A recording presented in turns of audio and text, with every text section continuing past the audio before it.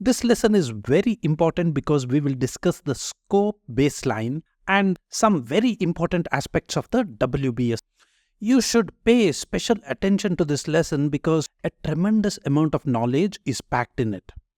We discussed the importance of baselines in the previous lesson, and the scope baseline is a significant milestone in predictive, that is waterfall projects, because 1, it is the first baseline that we create, and 2, because it means that we can now move on to scheduling the project.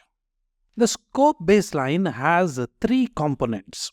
The approved scope statement, notice the word approved, the WBS and the associated WBS Dictionary. We have already covered the scope statement in a previous lesson, so we will only focus on the WBS components in this lesson. On the screen right now, you can see the WBS and the WBS Dictionary for our ongoing EHR project.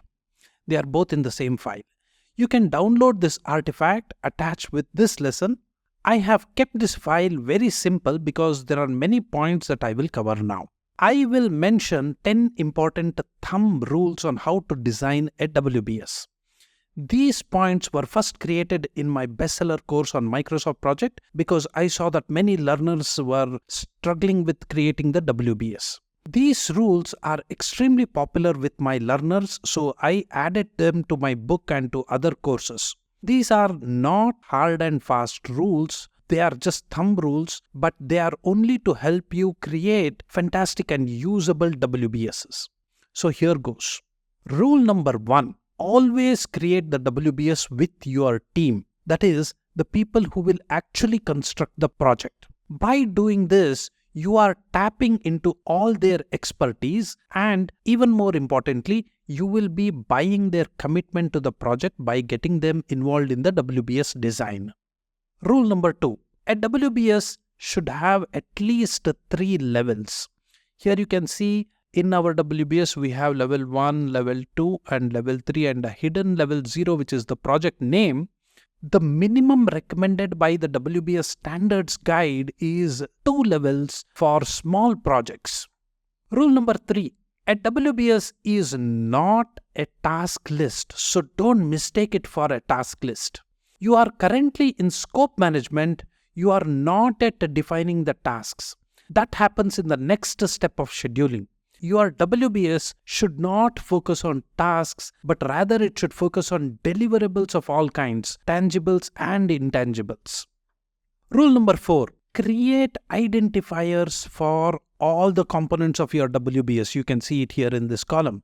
Don't use, that is, avoid verbs in your WBS because they are action words. Always you should be using nouns for your components. Rule number 5 is called as the 100% rule. This is an important and it is a mandatory rule. It states every level of decomposition should represent 100% of the higher level parent component. And conversely, if a component is decomposed, then its lower level child subcomponents should represent all of the work involved, that is 100%. This rule ensures that nothing new is added as a result of the decomposition, that is scope creep does not come in, and nothing is subtracted or lost due to decomposition, that is translation loss is not there when you decompose. The next rule, rule number 6, is mutual exclusion rule. This is a significant corollary to the 100% rule previously.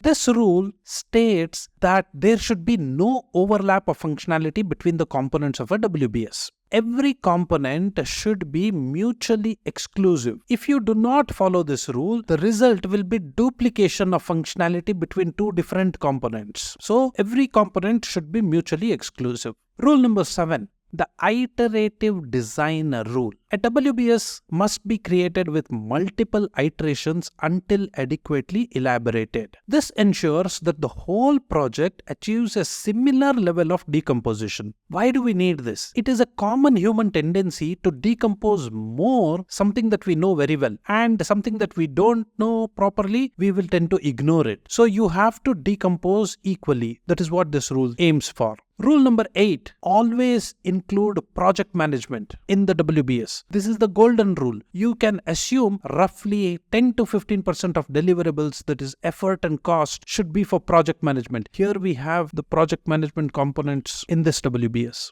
These deliverables can be interim or internal in nature, but do not ignore them in the WBS. Rule number 9, the lowest level component of the WBS should be a work package. This is how you translate the deliverables to the work.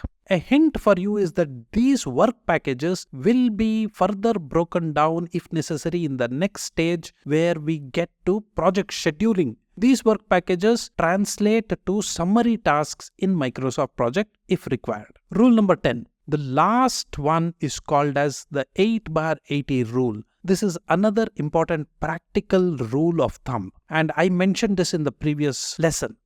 This rule helps you to decide when to stop decomposing. Your final work packages should neither be too big nor it should be too small. If it is too small, it is micromanagement. It should be just right for your conditions. Why do you break down? The more you break down, the more manageable your project becomes, but only to a limit. For example, small projects often break down to size of approximately 8 to 16 hours of effort per work package. Large projects cannot do it so small, often break down to 40 to 80 hours of effort per work package. Your team's reporting cycle should match your work package size to a 1x or 2x factor maximum. Okay, so these were the 10 rules of the WBS. The WBS is a make or break for your project. So I hope you found all of this interesting and helpful. By creating the scope baseline, we are finished with planning scope, and next